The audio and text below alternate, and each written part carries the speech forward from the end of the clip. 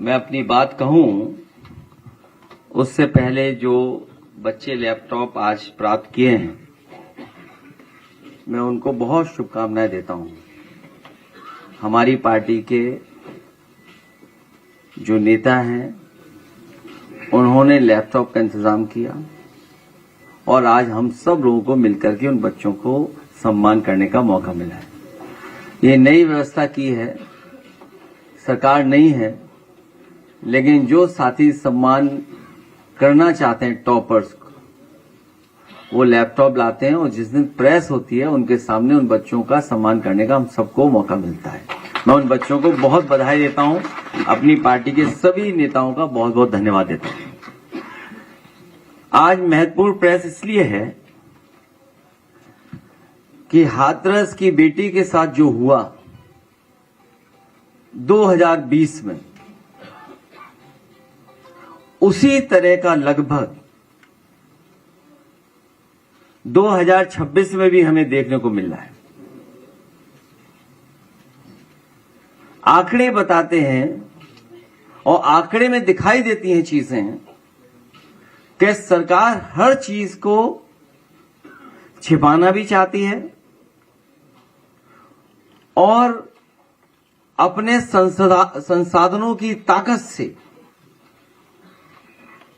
वो जनता तक सच्चाई पहुंचाने भी नहीं देना चाहती है। फेक इनकाउंटर को लेकर के कोई पहली बार बात नहीं हो रही है। कल भी जो हमें आपको देखने को मिला, लगभग परिवार के लोग ये कहते हैं कि, और जो खबरें आ रही हैं उससे ये लग रहा है कि फेक इनकाउंटर करने की साजिश सरकार लगातार करती रहती है। मैं अपने प्रदेशवासियों से ये कहना चाहता हूं, आज हम एक बेहद खतरनाक और संवेदनशील मुद्दे को उठा रहे हैं, जो हमारे देश की संस्कृति, संविधान, विधान और स्वस्थ सामाजिक सोच के लिए एक चुनौती बन गया है। यह मुद्दा फर्जी इनकाउंटर का है। एक इनकाउंटर को सामान्य रूप से मुठभेड़ कहते हैं। जिस देश की सदियों पुरानी संस्कृति में मुठभेड़ की जगह मेलजोल की बात की हो और पूरी वसुधा को कुटुंब माना हो, वहां ऐसी हिंसक और आपराधिक गतिविधियों के लिए तब तक कोई जगह नहीं हो सकती जब तक कोई इसका जानबूझ करके अपने स्वार्थ के लिए दुरुपयोग न करे। फर्जी इनकाउंटर के माध्यम से मेंटल सॉफ्टवेयर को सेट किया जाता है, लेकिन अपडेट या अपग्रेड नहीं किया जाता, बल्कि आउटडेटेड, डाउनग्रेडेड बनाया जाता है। मैं ये बात दोबारा कहता हूं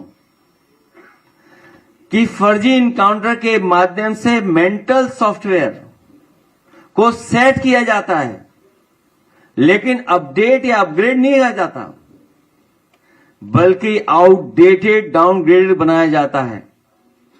इससे मानस में हिंसा को भरा जाता है, हत्या को जायज ठहराया जाता है और जंगल के जमाने की उस रूढ़िवादी मानसिकता को वापस लाया जाता है,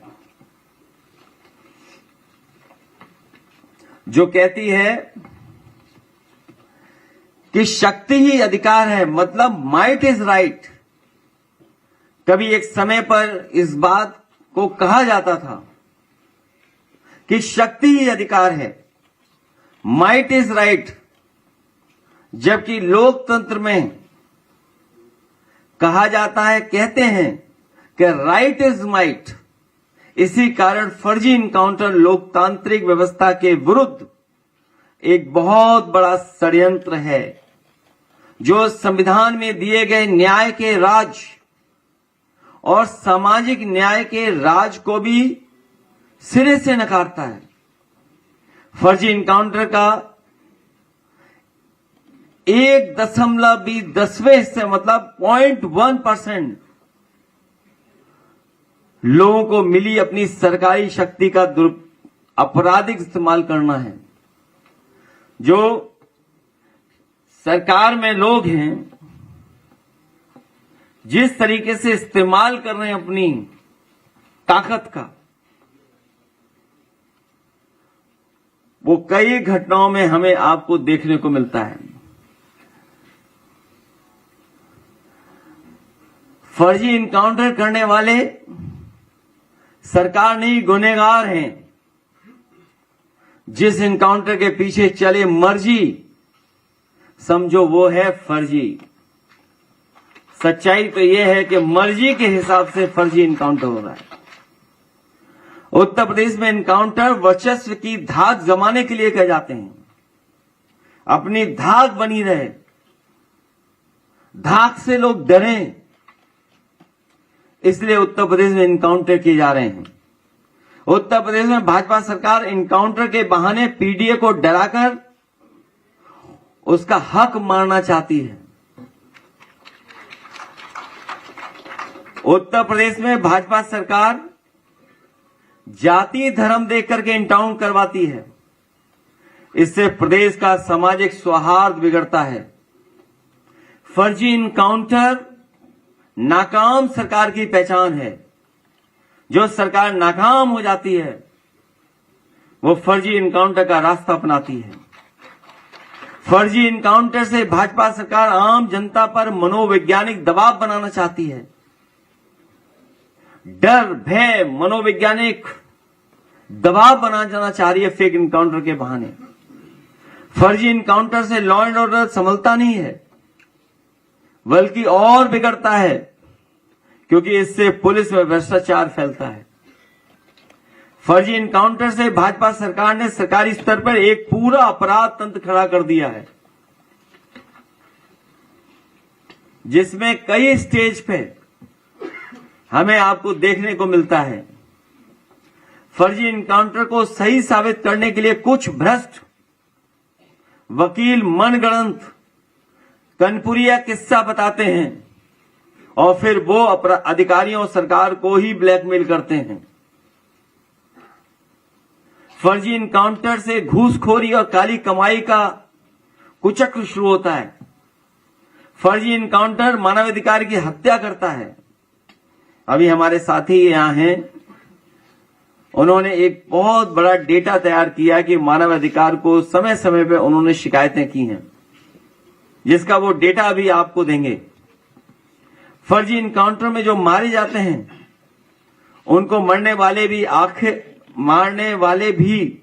आखिर वो वैधानिक और सामाजिक रूप से मारे जाते हैं, क्योंकि फर्जी इनकाउंटर में संलिप्त पुलिस जब फंसती है तो भाजपा सरकार उससे मुंह मोड़ लेती है।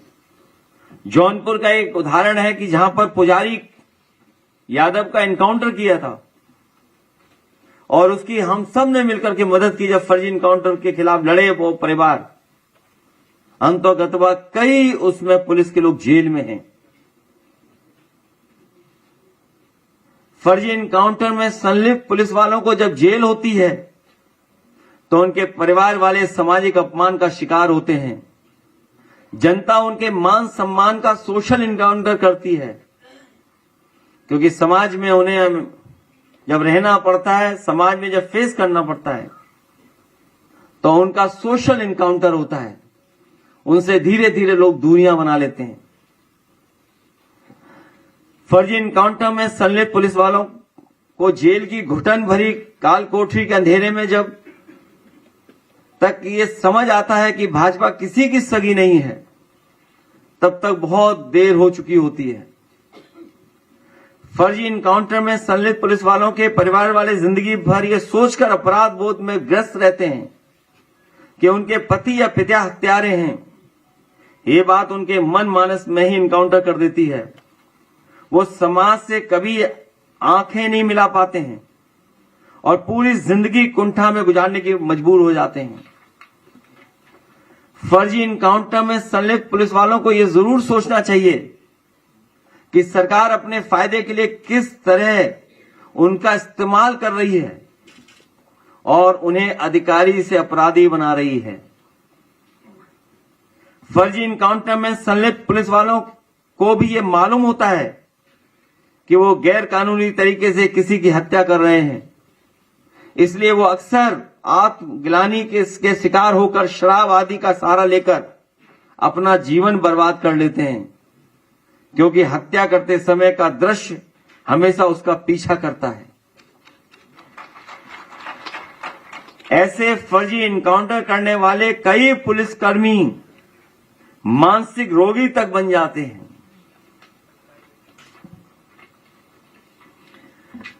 फर्जी इनकाउंटर में संलिप्त पुलिस वाले दूसरे को तो एक पल में मार देते हैं, लेकिन खुद सारी जिंदगी तिल तिल करके मरते हैं। फर्जी इनकाउंटर के डर से प्रदेश में निवेश नहीं आता है। भाजपा राज में ऐसे कई उदाहरण हैं जब पुलिस ने व्यापारियों से फर्जी इनकाउंटर कर डर दिखा करके पैसे वसूले हैं या उनको होटल के कमरों में मार दिया है। यही नहीं, इनकाउंटर का डर दिखा करके कई अधिकारियों ने महिलाओं के साथ गलत काम किया है। कासगंज का एक उदाहरण है, जहां पर एक अधिकारियों ने उसके पति का फर्जी इनकाउंटर और झूठे मुकदमे में जेल भेजने के डरा करके उस महिला के साथ बहुत कुछ गलत काम किया। यहां तक कि उस महिला उसके पति को पुलिस के अधिकारियों के माध्यम से और लखनऊ में बैठे बड़े अधिकारियों के माध्यम से डराया धमकाया गया, जान लेने की धमकी दी गई, कई बार उस पर अटैक हुआ। लेकिन मैं बहादुर महिला को बधाई देता हूं कि उसने परवाह नहीं की। उसके पति को भी बधाई देते हैं कि वो झुके नहीं सरकार के सामने और अंतोगत्वा वो जेल गए। वो अधिकारी आज भी जेल में है। वो फर्जी इनकाउंटर के डर से प्रदेश में निवेश नहीं आता है, मैं बता चुका हूं। फर्जी इनकाउंटर से प्रदेश की साफ सुथरी छवि धूमिल होती है, लोगों के अंदर डर पैदा होता है।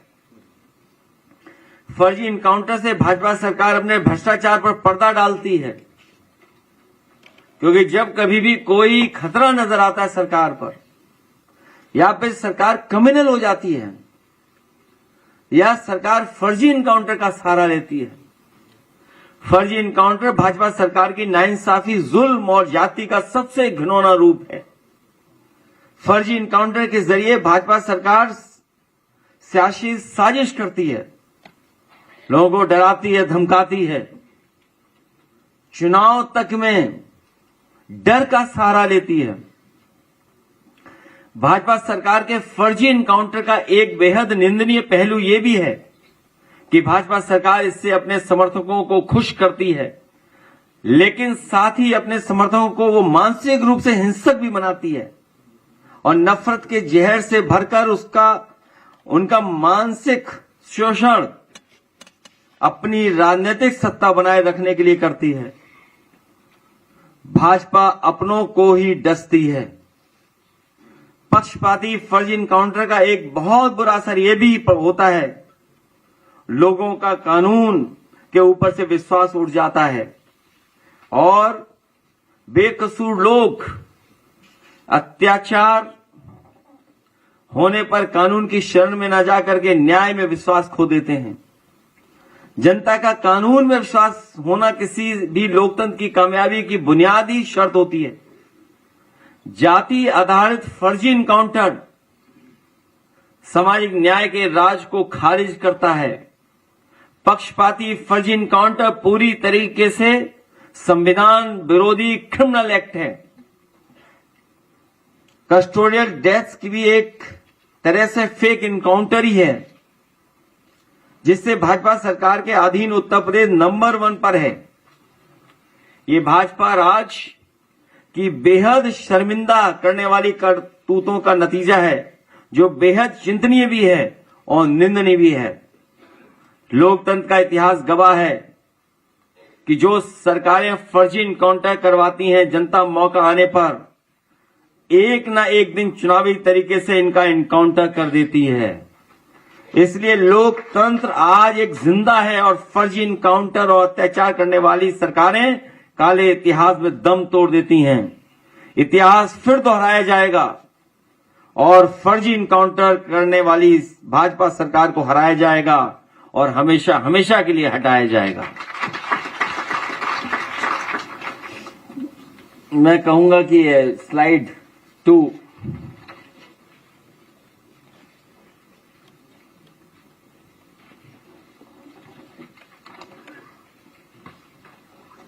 ये मैंने तारीख भी लिखी है। ये ग्राफ कब का है? 2024 का। और मैंने सवाल पूछा था कि यूपी में फर्जी पुलिस इनकाउंटर का निशाना कौन बन रहा है। ये ग्राफ बता रहा है कि फर्जी इनकाउंटर का निशाना किसको बनाया जा रहा है। पीडीए पे सबसे ज्यादा, अदर्स में भी, क्योंकि वो गोलमाल कर रहे हैं वो भी पीडीए ही है, और जो डेटा नहीं दे रहे हैं वो भी 42% है। तो आखिर सरकार किसके लिए डेटा छिपा रही है, किसके लिए नाम छिपा रही है? ये 2024 में पूछा था ग्राफ डाल करके।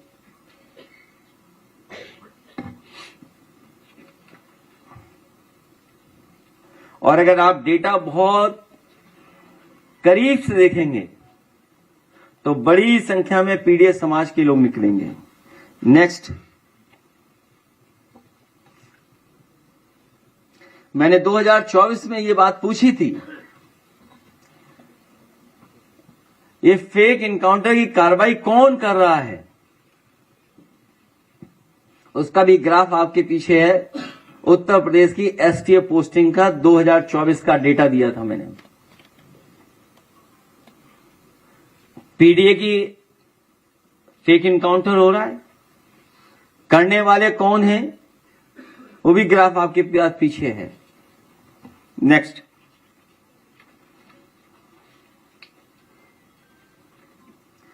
और पीडीए पे कार्रवाई करने वालों में पीडीए नहीं है। 2025 में पूछा था कि बुलडोजर पीडीए पर ही क्यों चल रहा है, बुलडोजर किसी और पे क्यों नहीं चल रहा है। एक आध एक्सेप्शनल है, विजय मिश्रा जी, विजय मिश्रा, उनके परिवार पर अभी कोई साथी आया था।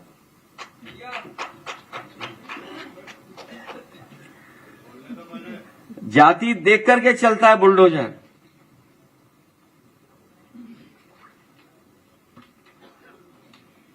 नेक्स्ट,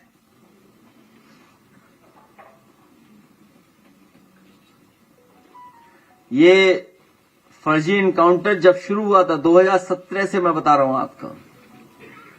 आप ये लिस्ट देखिए किस वर्ग के ये सभी नाम हैं। ये नाम नहीं है, ये परिवार और जिंदगियां हैं जिनकी ली है जान इन्होंने। हिरासत में मित्रों की भी लंबी लिस्ट है। इसी तरह बुलडोजर ध्वस्तीकरण की भी लिस्ट है लंबी, पीडीए ही है उसमें। नेक्स्ट, और अगर हम जेल के आंकड़े निकालें, जेलों के आंकड़े भी यही बताते हैं, विचाराधीन कैदियों का बड़ा हिस्सा पीडीए समुदाय से है। जो अंडर ट्रायल कैदी हैं उसमें सबसे ज्यादा पीडीए समाज के हैं। नेक्स्ट, जब लंबे आपराधिक इतिहास वाले बाहुबलियों के शस्त्र लाइसेंस की मांग हुई और उनकी सूची आई, तो अब सूची आप खुद पढ़ लीजिए।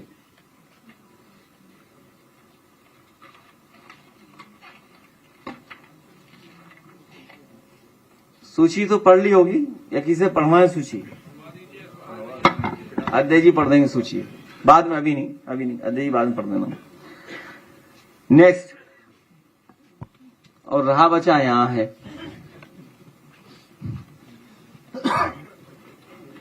सब मीडिया, सत्ता और संस्थाओं में प्रतिनिधित्व आसमान है। अब आप सोच लीजिए क्या बताएं अब आपको। अगर ये डेटा भी झूठ है तो आप बताइए, आप सब लोग बैठे हैं यहां पर, अगर ये डेटा झूठा हो तो आप बता दो हमें। ये डेटा तो झूठा नहीं है ना। हिंदी समाचार चैनलों में पीडीएस संपादक और मालिक,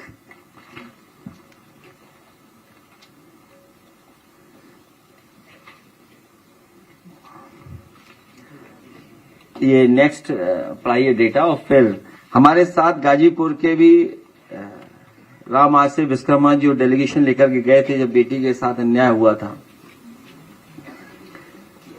जो हाथरस की बेटी के साथ हुआ उसी तरह प्रशासन और सरकार ने विश्वकर्मा बेटी के साथ भी किया। उसके परिवार के लोगों को मिलने नहीं दिया। और जब समाजवादी पार्टी और हमारे साथियों ने अन्याय के खिलाफ और खासकर विश्वकर्मा समाज के लोग खड़े हुए, वो दृश्य, वो तस्वीरें, वो टीवी के वीडियो सब आपके सामने हैं कि किस तरीके के सत्ता के इशारे पर वहां पर अपराधियों ने किस तरीके से पत्थरबाजी की। मौके के लोग, मौके पर रहने वाले लोग, क्या क्या बीता उनके साथ, क्या घटनाक्रम हुआ। और मुकदमे भी समाजवादियों पे हुए, जेल भी समाजवादी पार्टी के लोग गए। समाजवादी साथी सत्या कई दिनों जेल में डाले गए और उनके साथ जो व्यवहार हुआ है वो आप कल्पना नहीं कर सकते हैं। जो अधिकारी थे, पुलिस के लोग, जाति सूचक, जितना भी अपमान कर सकते हैं, जितना भी घटिया व्यवहार कर सकते हैं, इन लोगों के साथ हुआ है। इस सरकार में न्याय मिलना मुश्किल है। न्याय तभी मिलेगा जब भारतीय जनता पार्टी हमेशा हमेशा के लिए उत्तर प्रदेश से हटाई जाएगी। तो पहले ये हमारे नेशनल ह्यूमन राइट कमीशन जो डेटा इनके पास, एक बार डेटा पढ़ देंगे और उसके बाद राम विश्वकर्मा जी या सत्या अपनी बात कहेंगे। और उसके बाद हमारे पास एक सूची और है, वो अध्यक्ष जी नाम पढ़वा दीजिएगा, फिर प्रेस के लोग सवाल कर सकते हैं आखिरी में।